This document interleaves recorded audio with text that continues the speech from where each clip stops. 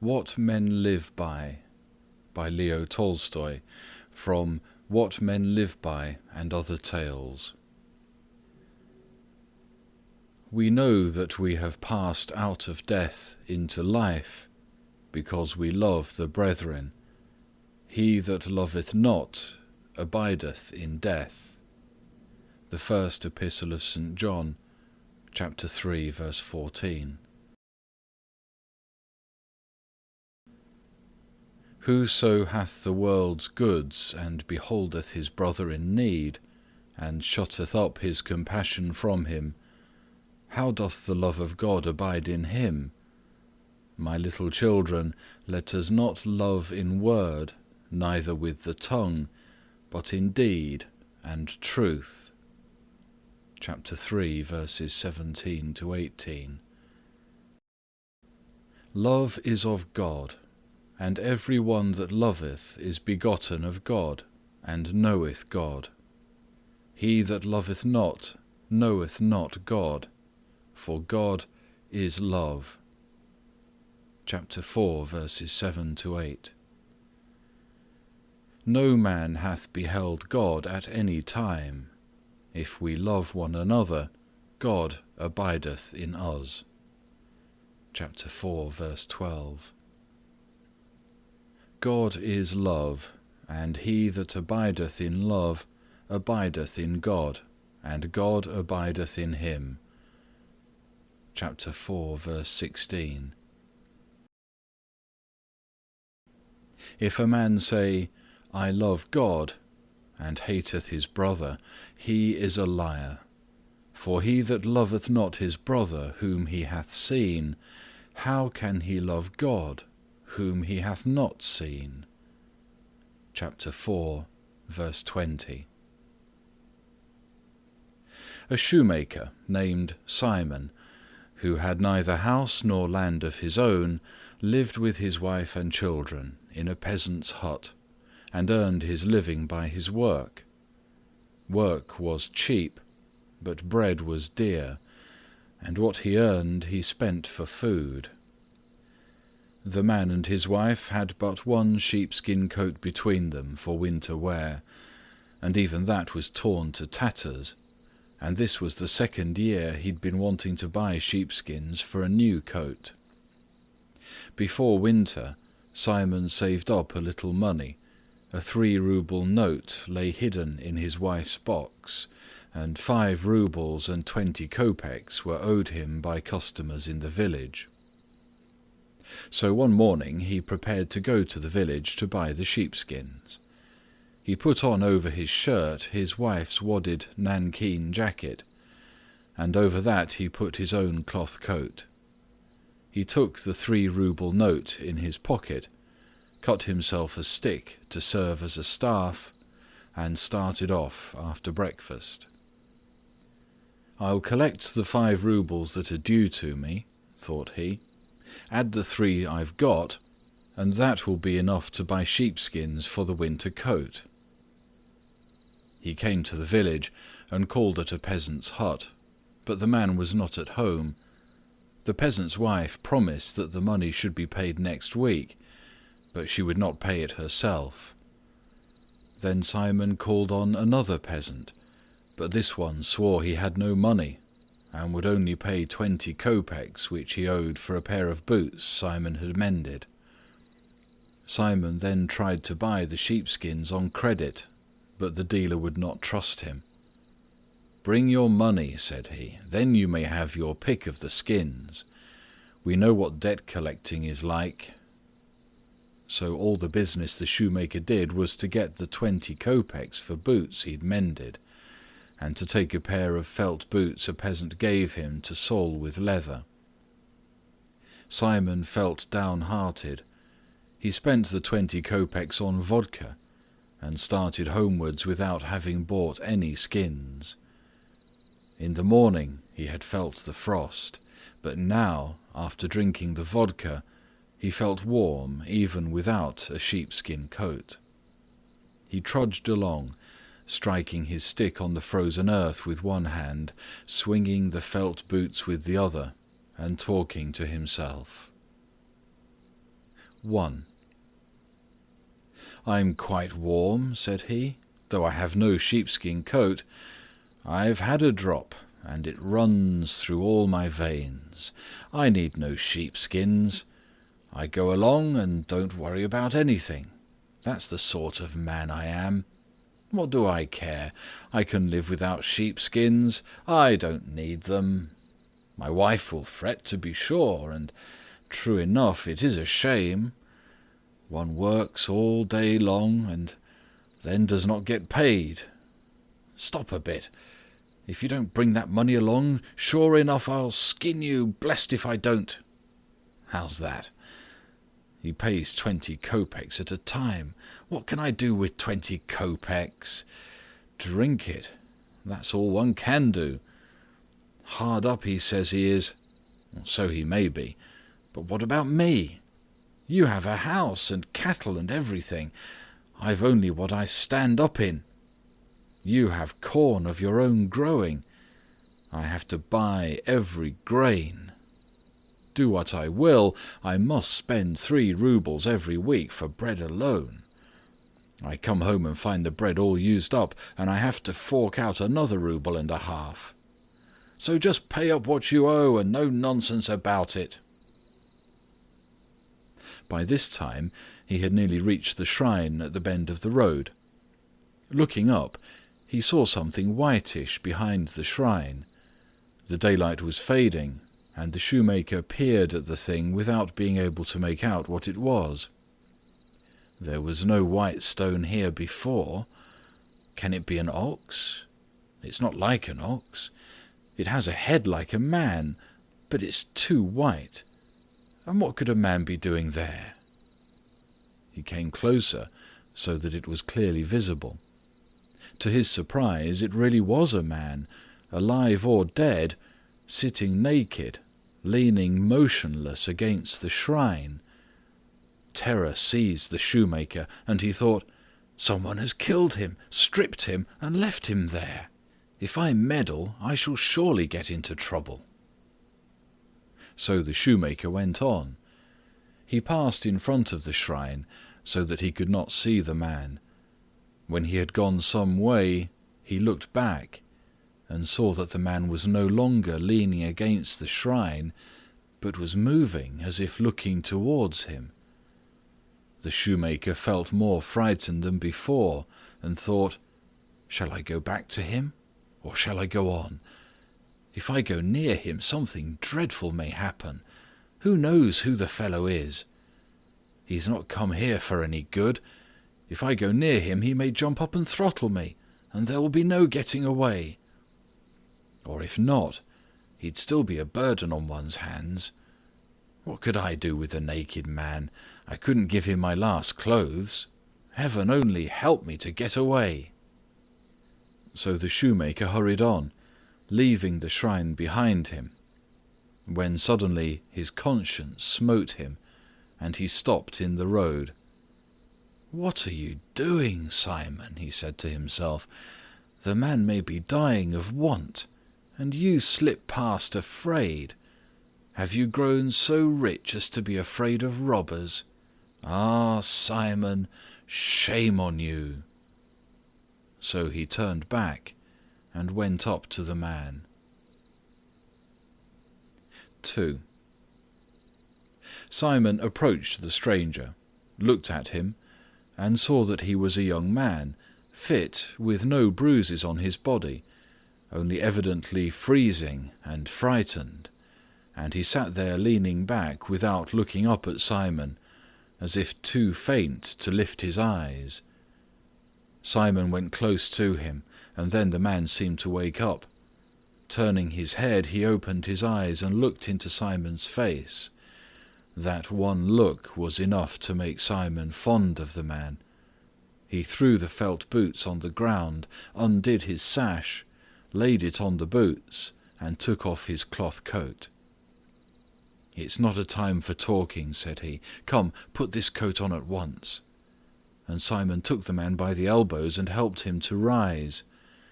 As he stood there, Simon saw that his body was clean and in good condition, his hands and feet shapely, and his face good and kind. He threw his coat over the man's shoulders, but the latter could not find the sleeves. Simon guided his arms into them, and drawing the coat well on, wrapped it closely about him, tying the sash around the man's waist. Simon even took off his torn cap to put it on the man's head, but then his own head felt cold, and he thought, "I'm quite bald, while he has long curly hair." So he put his cap on his own head again. "It will be better to give him something for his feet," thought he. And he made the man sit down, and helped him to put on the felt boots, saying, "There, friend, now move about and warm yourself. Other matters can be settled later. Can you walk?" The man stood up and looked kindly at Simon, but could not say a word. "Why don't you speak?" said Simon. "It's too cold to stay here, we must be getting home. There now, take my stick, and if you're feeling weak, lean on that. Now step out." The man started walking, and moved easily, not lagging behind. As they went along, Simon asked him, "And where do you belong to?" "I'm not from these parts." "I thought as much. I know the folks hereabouts. But how did you come to be there by the shrine?" "I cannot tell." "Has someone been ill-treating you?" "No one has ill-treated me. God has punished me." "Of course, God rules all. Still, you'll have to find food and shelter somewhere. Where do you want to go to?" "It is all the same to me." Simon was amazed. The man did not look like a rogue, and he spoke gently, but yet he gave no account of himself. Still, Simon thought, who knows what may have happened? And he said to the stranger, "Well then, come home with me, and at least warm yourself a while." So Simon walked towards his home, and the stranger kept up with him, walking at his side. The wind had risen, and Simon felt it cold under his shirt. He was getting over his tipsiness by now, and began to feel the frost. He went along sniffling, and wrapping his wife's coat around him, and he thought to himself, "There now, talk about sheepskins. I went out for sheepskins and come home without even a coat to my back, and what is more, I'm bringing a naked man along with me. Matryona won't be pleased." And when he thought of his wife, he felt sad. But when he looked at the stranger, and remembered how he had looked up at him at the shrine, his heart was glad. 3. Simon's wife had everything ready early that day. She had cut wood, brought water, fed the children, eaten her own meal, and now she sat thinking. She wondered when she ought to make bread, now or tomorrow. There was still a large piece left. If Simon has had some supper in town, thought she, and does not eat much for supper, the bread will last out another day. She weighed the piece of bread in her hand again and again, and thought, "I won't make any more today. We have only enough flour left to bake one batch. We can manage to make this last out till Friday." So Matryona put away the bread and sat down at the table to patch her husband's shirt. While she worked, she thought how her husband was buying skins for a winter coat. If only the dealer does not cheat him. My good man is much too simple. He cheats nobody, but any child can take him in. 8 roubles is a lot of money. He should get a good coat at that price. Not tanned skins, but still a proper winter coat. How difficult it was last winter to get on without a warm coat. I could neither get down to the river nor go out anywhere. When he went out, he put on all we had, and there was nothing left for me. He did not start very early today, but still, it's time he was back. I only hope he's not gone on the spree." Hardly had Matryona thought this, when steps were heard on the threshold, and someone entered. Matryona stuck her needle into her work and went out into the passage. There she saw 2 men, Simon, and with him a man without a hat and wearing felt boots. Matryona noticed at once that her husband smelt of spirits. There now, he's been drinking, thought she. And when she saw that he was coatless, had only her jacket on, brought no parcel, stood there silent and seemed ashamed, her heart was ready to break with disappointment. He has drunk the money, thought she, and has been on the spree with some good-for-nothing fellow whom he's brought home with him. Matryona let them pass into the hut, followed them in, and saw that the stranger was a young, slight man, wearing her husband's coat. There was no shirt to be seen under it, and he had no hat. Having entered, he stood, neither moving nor raising his eyes, and Matryona thought, "He must be a bad man. He's afraid." Matryona frowned and stood beside the oven, looking to see what they would do. Simon took off his cap and sat down on the bench as if things were all right. "Come, Matryona, if supper is ready, let us have some." Matryona muttered something to herself and did not move, but stayed where she was by the oven. She looked first at the one and then at the other of them, and only shook her head. Simon saw that his wife was annoyed, but tried to pass it off. Pretending not to notice anything, he took the stranger by the arm. "Sit down, friend," said he, "and let us have some supper." The stranger sat down on the bench. "Haven't you cooked anything for us?" said Simon. Matryona's anger boiled over. "I've cooked, but not for you. It seems to me you have drunk your wits away. You went to buy a sheepskin coat and come home without so much as the coat you had on, and bring a naked vagabond home with you. I have no supper for drunkards like you." "That's enough, Matryona. Don't wag your tongue without reason. You had better ask what sort of a man, and you tell me what you've done with the money." Simon found the pocket of the jacket, drew out the 3-rouble note, and unfolded it. "Here is the money. Trifonov did not pay, but promises to pay soon." Matryona got still more angry. He had bought no sheepskins, but had put his only coat on some naked fellow, and had even brought him to their house.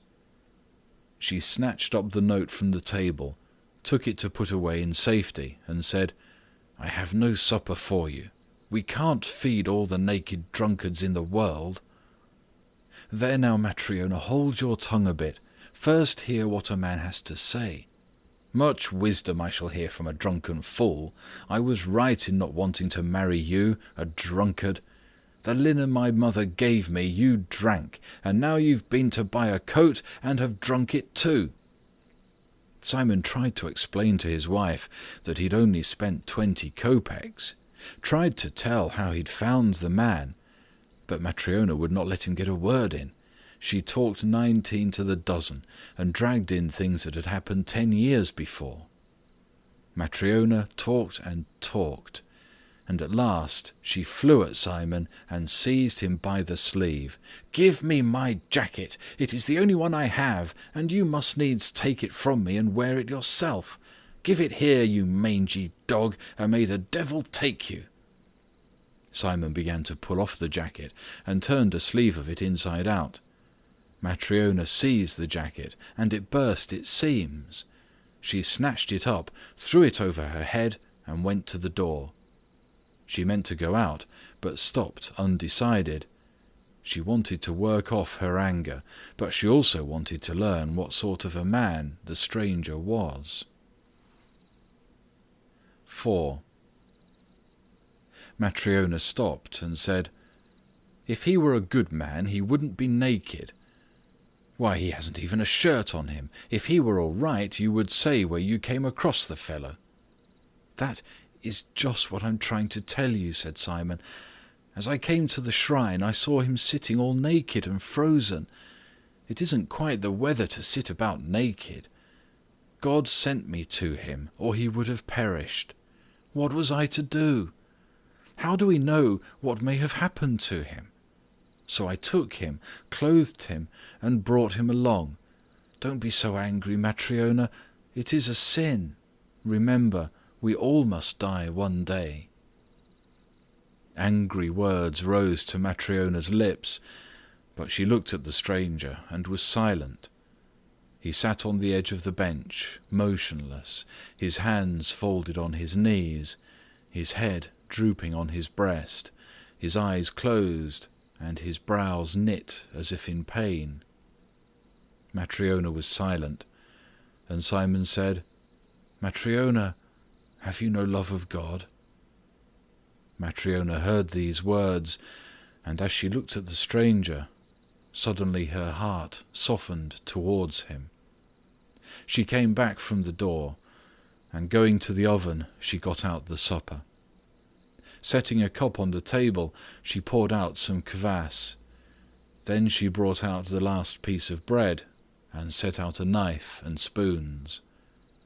"Eat if you want to," said she. Simon drew the stranger to the table. "Take your place, young man," said he. Simon cut the bread, crumbled it into the broth, and they began to eat. Matryona sat at the corner of the table, resting her head on her hand and looking at the stranger. And Matryona was touched with pity for the stranger and began to feel fond of him. And at once the stranger's face lit up. His brows were no longer bent. He raised his eyes and smiled at Matryona. When they had finished supper, the woman cleared away the things and began questioning the stranger. "Where are you from?" said she. "I'm not from these parts." "But how did you come to be on the road?" "I may not tell." "Did someone rob you?" "God punished me." "And you were lying there naked?" "Yes, naked and freezing. Simon saw me and had pity on me. He took off his coat and put it on me and brought me here. And you have fed me, given me drink, and shown pity on me. God will reward you." Matryona rose, took from the window Simon's old shirt she'd been patching, and gave it to the stranger. She also brought out a pair of trousers for him. "There," said she, "I see you have no shirt. Put this on, and lie down where you please, in the loft or on the oven." The stranger took off the coat, put on the shirt, and lay down in the loft. Matryona put out the candle, took the coat, and climbed to where her husband lay. Matryona drew the skirts of the coat over her and lay down, but could not sleep. She could not get the stranger out of her mind. When she remembered that he had eaten their last piece of bread, and that there was none for tomorrow, and thought of the shirt and trousers she'd given away, she felt grieved. But when she remembered how he had smiled, her heart was glad. Long did Matryona lie awake, and she noticed that Simon also was awake. He drew the coat towards him. "Simon!" "Well?" "You've had the last of the bread, and I've not put any to rise. I don't know what we shall do tomorrow. Perhaps I can borrow some of neighbour Martha. If we're alive, we shall find something to eat." The woman lay still a while and then said, "He seems a good man, but why does he not tell us who he is?" "I suppose he has his reasons." "Simon!" "Well?" "We give, but why does nobody give us anything?" Simon did not know what to say, so he only said, "Let us stop talking," and turned over and went to sleep. 5. In the morning, Simon awoke. The children were still asleep. His wife had gone to the neighbour's to borrow some bread. The stranger alone was sitting on the bench, dressed in the old shirt and trousers, and looking upwards. His face was brighter than it had been the day before. Simon said to him, "Well, friend, the belly wants bread, and the naked body clothes. One has to work for a living. What work do you know?" "I do not know any." This surprised Simon, but he said, "Men who want to learn can learn anything." "Men work, and I will work also." "What is your name?" "Michael." "Well, Michael, if you don't wish to talk about yourself, that is your own affair. But you'll have to earn a living for yourself. If you will work as I tell you, I will give you food and shelter." "May God reward you. I will learn. Show me what to do." Simon took yarn, put it round his thumb, and began to twist it. "It's easy enough. See." Michael watched him, put some yarn round his own thumb in the same way, caught the knack, and twisted the yarn also. Then Simon showed him how to wax the thread. This also Michael mastered.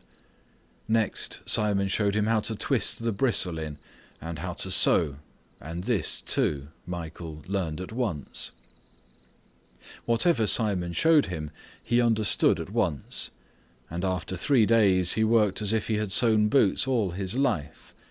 He worked without stopping, and ate little. When work was over, he sat silently, looking upwards. He hardly went into the street, spoke only when necessary, and neither joked nor laughed. They never saw him smile, except that first evening when Matryona gave them supper. 6. Day by day, and week by week, the year went round. Michael lived and worked with Simon. His fame spread, till people said that no one sewed boots so neatly and strongly as Simon's workman, Michael, and from all the district around people came to Simon for their boots, and he began to be well off. One winter day, as Simon and Michael sat working, a carriage on sledge runners, with 3 horses and with bells, drove up to the hut. They looked out of the window. The carriage stopped at their door. A fine servant jumped down from the box and opened the door. A gentleman in a fur coat got out and walked up to Simon's hut. Up jumped Matryona and opened the door wide. The gentleman stooped to enter the hut, and when he drew himself up again, his head nearly reached the ceiling, and he seemed quite to fill his end of the room. Simon rose, bowed, and looked at the gentleman with astonishment. He had never seen anyone like him. Simon himself was lean, Michael was thin, and Matryona was dry as a bone, but this man was like someone from another world, red-faced, burly, with a neck like a bull's, and looking altogether as if he were cast in iron. The gentleman puffed, threw off his fur coat, sat down on the bench and said, "Which of you is the master bootmaker?" "I am, your Excellency," said Simon, coming forward. Then the gentleman shouted to his lad, "Hey, Fedka, bring the leather." The servant ran in, bringing a parcel. The gentleman took the parcel and put it on the table. "Untie it," he said. The lad untied it. The gentleman pointed to the leather. "Look here, shoemaker," he said. "Do you see this leather?" "Yes, your honour." "But do you know what sort of leather it is?" Simon felt the leather and said, "It is good leather." "Good indeed! Why, you fool, you never saw such leather before in your life. It's German, and cost 20 roubles. Simon was frightened and said, "Where should I ever see leather like that?" "Just so. Now, can you make it into boots for me?" "Yes, your Excellency, I can." Then the gentleman shouted at him, "You can you? Well, remember whom you are to make them for, and what the leather is.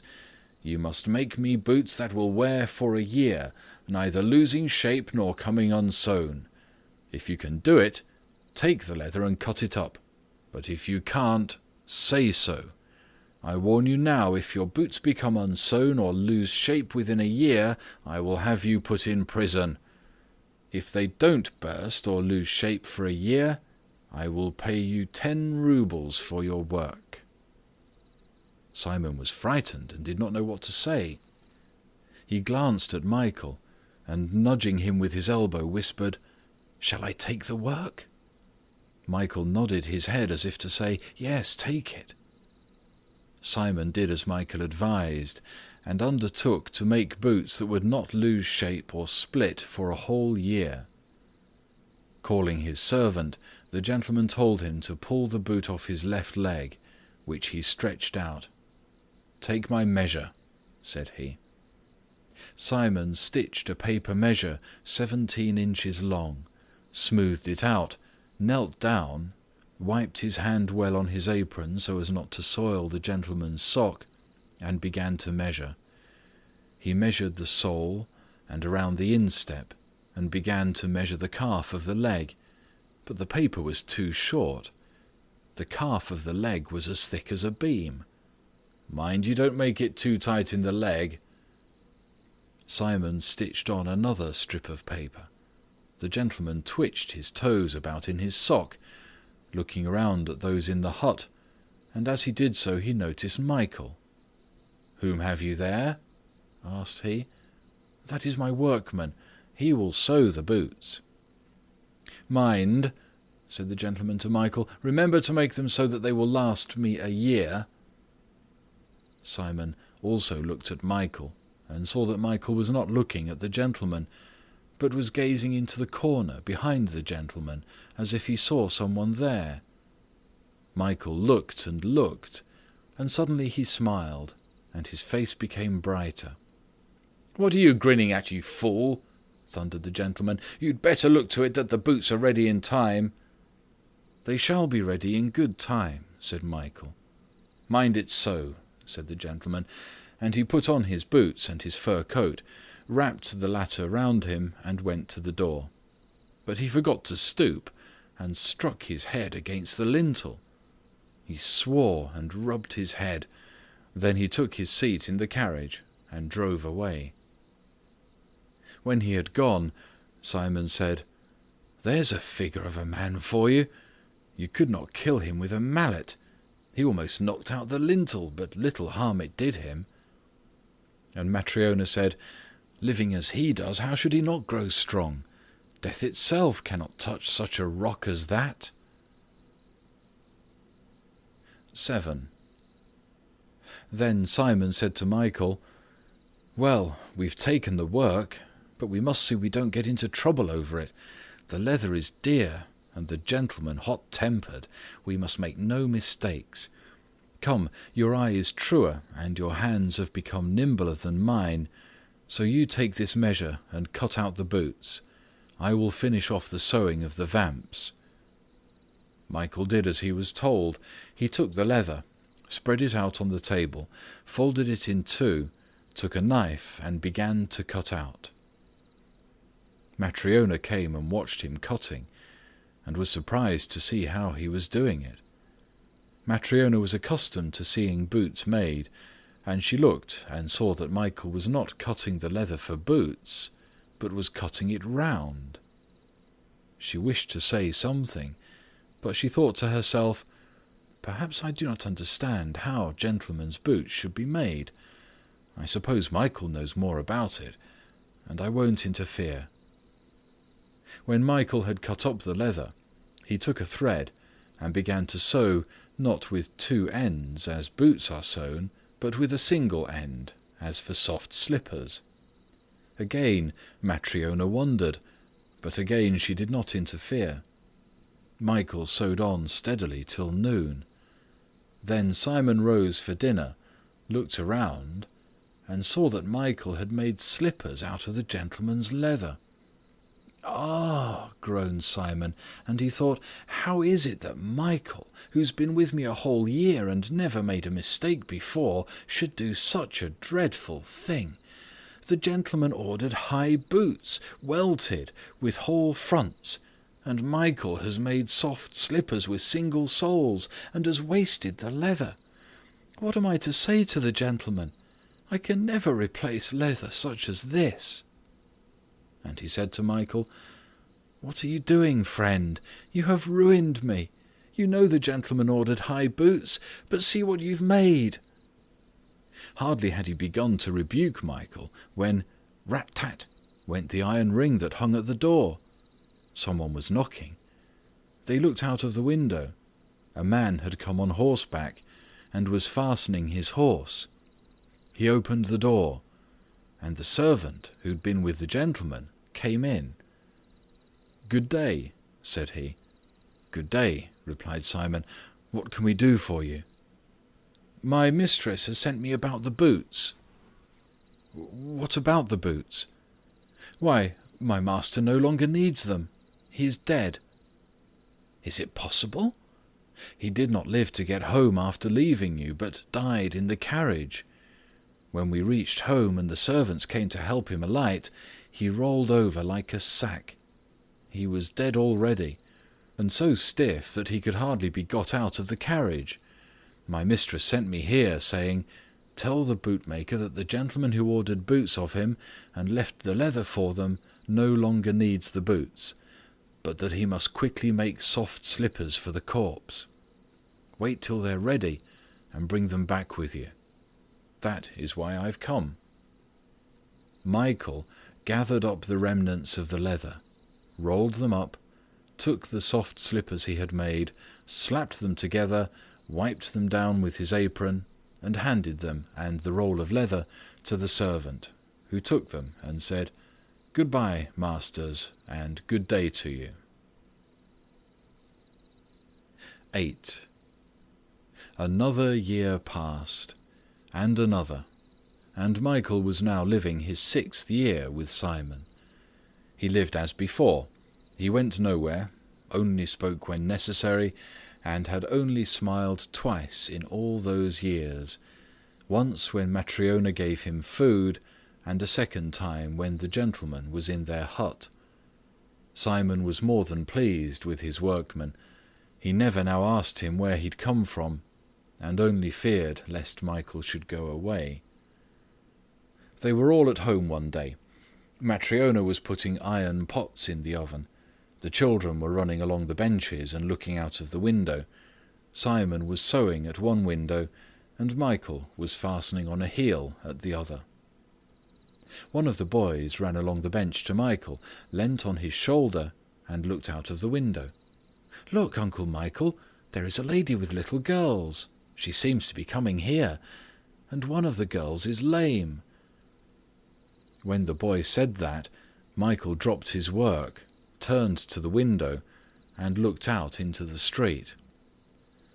Simon was surprised. Michael never used to look out into the street, but now he pressed against the window, staring at something. Simon also looked out, and saw that a well-dressed woman was really coming to his hut, leading by the hand 2 little girls in fur coats and woolen shawls. The girls could hardly be told one from the other, except that one of them was crippled in her left leg and walked with a limp. The woman stepped into the porch and entered the passage. Feeling about for the entrance, she found the latch, which she lifted, and opened the door. She let the 2 girls go in first, and followed them into the hut. "Good day, good folk." "Pray come in," said Simon. "What can we do for you?" The woman sat down by the table. The 2 little girls pressed close to her knees, afraid of the people in the hut. "I want leather shoes made for these 2 little girls for spring." "We can do that. We never have made such small shoes, but we can make them, either welted or turn-over shoes, linen lined. My man Michael is a master at the work."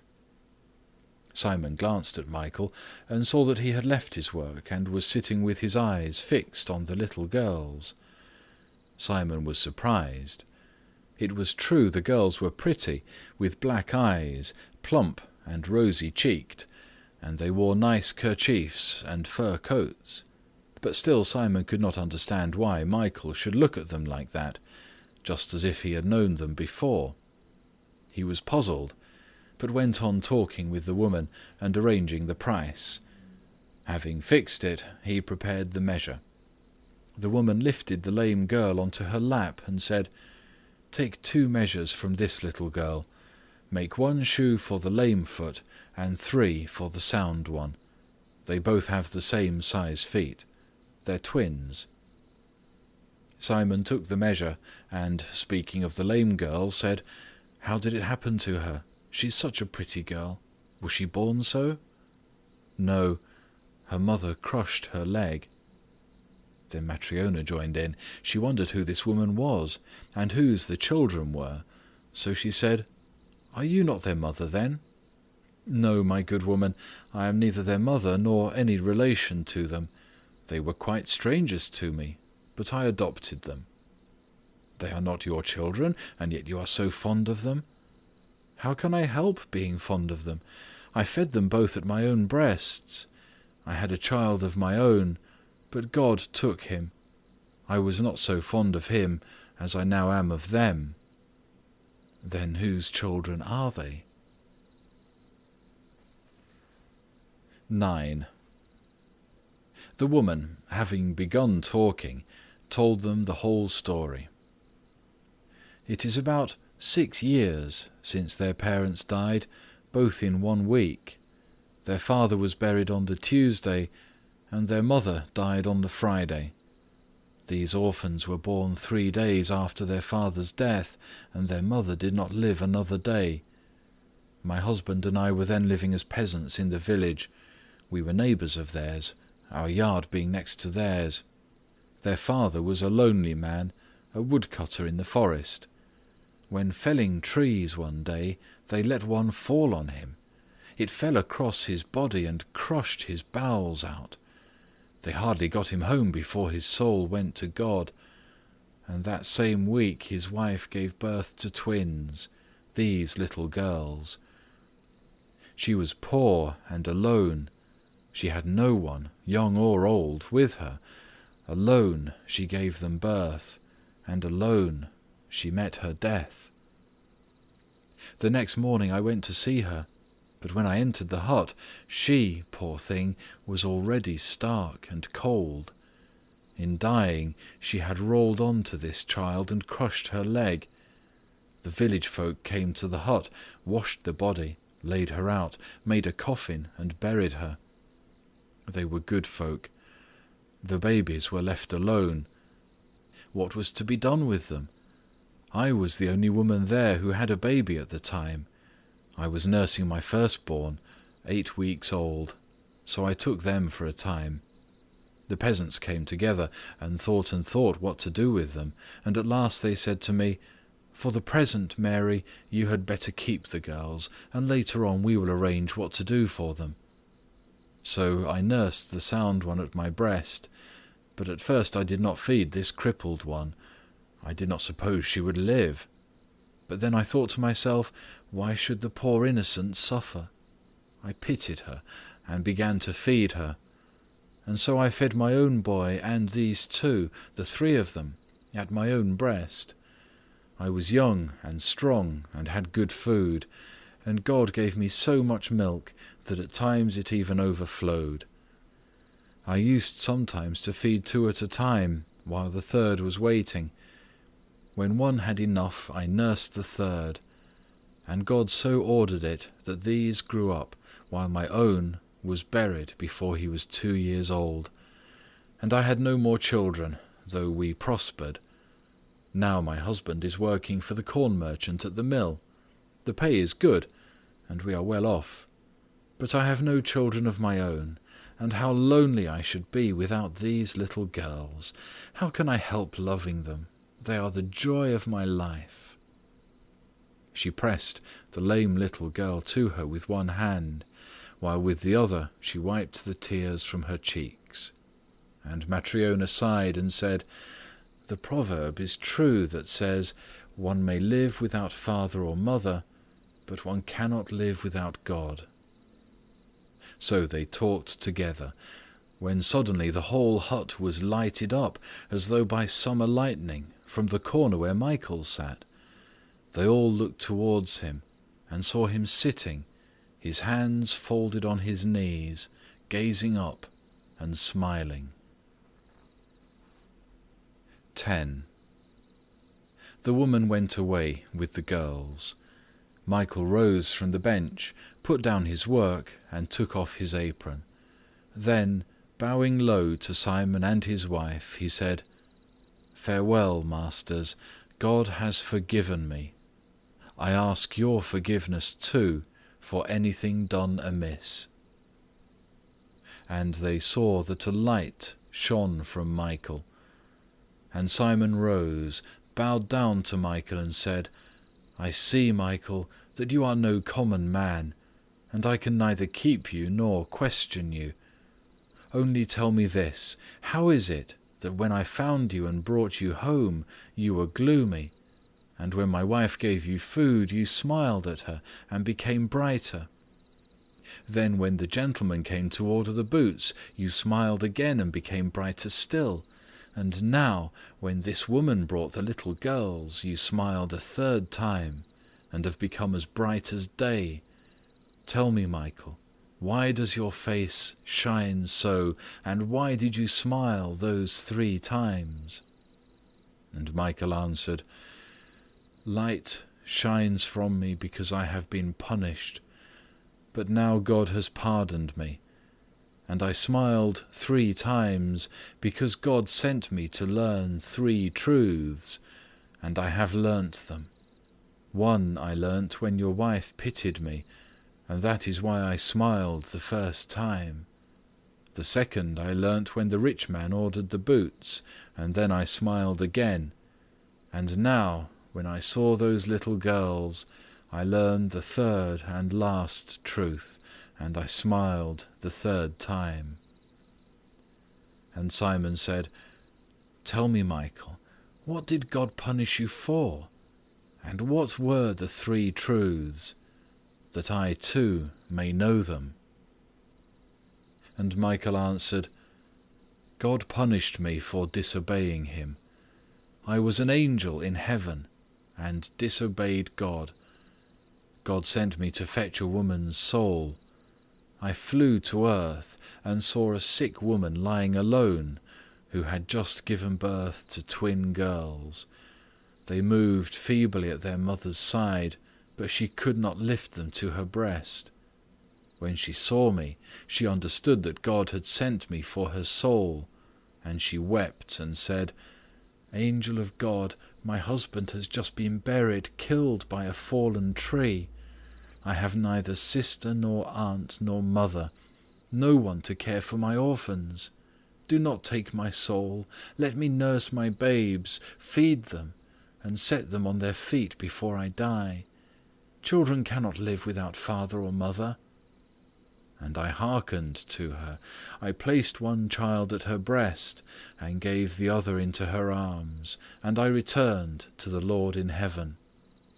I flew to the Lord and said, 'I could not take the soul of the mother. Her husband was killed by a tree. The woman has twins and prays that her soul may not be taken. She says, "Let me nurse and feed my children and set them on their feet. Children cannot live without father or mother." I have not taken her soul.' And God said, 'Go, take the woman's soul and learn 3 truths. Learn what dwells in man, what is not given to man, and what men live by. When thou hast learnt these things, thou shalt return to heaven.' So I flew again to earth and took the mother's soul. The babes dropped from her breasts. Her body rolled over on the bed and crushed one babe, twisting its leg. I rose above the village, wishing to take her soul to God, but a wind seized me, and my wings drooped and dropped off. Her soul rose alone to God, while I fell to earth by the roadside. 11. And Simon and Matryona understood who it was that had lived with them, and whom they had clothed and fed. And they wept with awe and with joy. And the angel said, I was alone in the field, naked. I had never known human needs, cold and hunger, till I became a man. I was famished, frozen, and did not know what to do. I saw, near the field I was in, a shrine built for God, and I went to it hoping to find shelter. But the shrine was locked, and I could not enter. So I sat down behind the shrine to shelter myself at least from the wind. Evening drew on. I was hungry, frozen, and in pain. Suddenly I heard a man coming along the road. He carried a pair of boots and was talking to himself. For the first time since I became a man, I saw the mortal face of a man, and his face seemed terrible to me, and I turned from it. And I heard the man talking to himself of how to cover his body from the cold in winter, and how to feed wife and children. And I thought, I am perishing of cold and hunger, and here is a man thinking only of how to clothe himself and his wife, and how to get bread for themselves. He cannot help me. When the man saw me, he frowned and became still more terrible, and passed me by on the other side. I despaired, but suddenly I heard him coming back. I looked up, and did not recognize the same man. Before, I had seen death in his face, but now he was alive, and I recognized in him the presence of God. He came up to me, clothed me, took me with him, and brought me to his home. I entered the house. A woman came to meet us and began to speak. The woman was still more terrible than the man had been. The spirit of death came from her mouth. I could not breathe for the stench of death that spread around her. She wished to drive me out into the cold, and I knew that if she did so, she would die. Suddenly her husband spoke to her of God, and the woman changed at once. And when she brought me food and looked at me, I glanced at her and saw that death no longer dwelt in her. She had become alive, and in her, too, I saw God. Then I remembered the first lesson God had set me. Learn what dwells in man. And I understood that in man dwells love. I was glad that God had already begun to show me what he had promised, and I smiled for the first time. But I had not yet learnt all. I did not yet know what is not given to man, and what men live by. I lived with you, and a year passed. A man came to order boots that should wear for a year without losing shape or cracking. I looked at him, and suddenly behind his shoulder I saw my comrade, the angel of death. None but me saw that angel, but I knew him, and knew that before the sun set he would take that rich man's soul.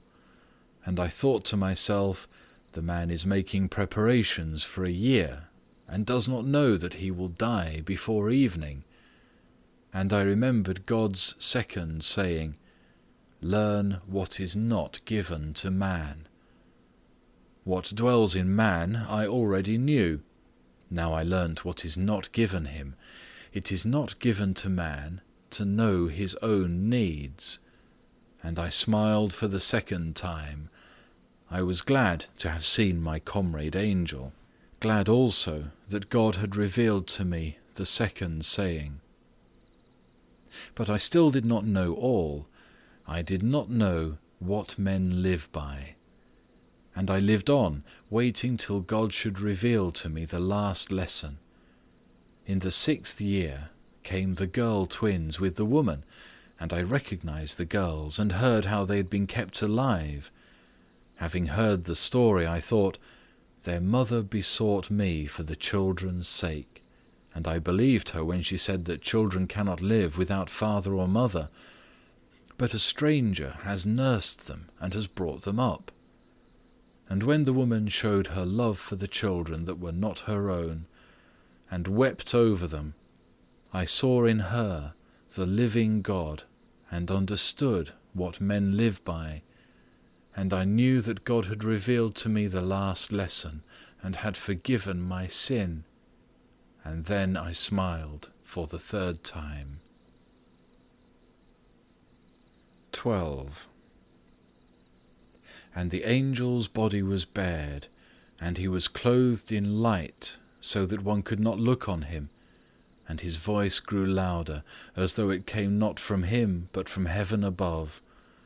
And the angel said, I have learnt that all men live not by care for themselves, but by love. It was not given to the mother to know what her children needed for their life, nor was it given to the rich man to know what he himself needed, nor is it given to any man to know whether, when evening comes, he will need boots for his body or slippers for his corpse. I remained alive when I was a man, not by care of myself, but because love was present in a passer-by, and because he and his wife pitied and loved me. The orphans remained alive not because of their mother's care, but because there was love in the heart of a woman, a stranger to them, who pitied and loved them. And all men live not by the thought they spend on their own welfare, but because love exists in man. I knew before that God gave life to men and desires that they should live. Now I understood more than that. I understood that God does not wish men to live apart, and therefore he does not reveal to them what each one needs for himself, but he wishes them to live united, and therefore reveals to each of them what is necessary for all.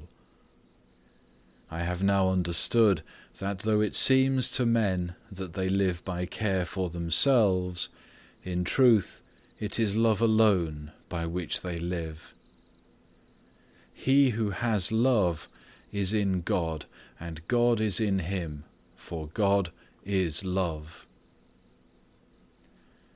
And the angel sang praise to God, so that the hut trembled at his voice. The roof opened, and a column of fire rose from earth to heaven. Simon and his wife and children fell to the ground. Wings appeared upon the angel's shoulders, and he rose into the heavens. And when Simon came to himself, the hut stood as before, and there was no one in it but his own family. End of What Men Live By.